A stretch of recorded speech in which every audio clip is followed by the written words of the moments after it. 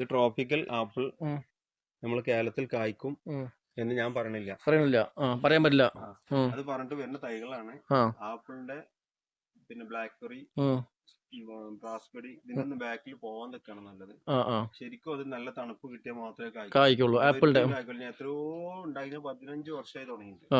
അന്ന് മുതൽ പരീക്ഷണം നടത്തി ഇന്ന് വരെ കായ്ച്ചിട്ടില്ല. ക്ലൈമറ്റ് തണുപ്പുള്ള വേണം. അതിന് റിസ്ക് എടുത്ത് നോക്കണ്ട. നമ്മുടെ നാട്ടിൽ കായ്ക്കുന്ന ട്രോപ്പിക്കൽ വെറൈറ്റി മാത്രം വെച്ചുപിടിച്ചാൽ എന്നാൽ തന്നെ ഇഷ്ടം പോലെ പണം. ശരിയാ.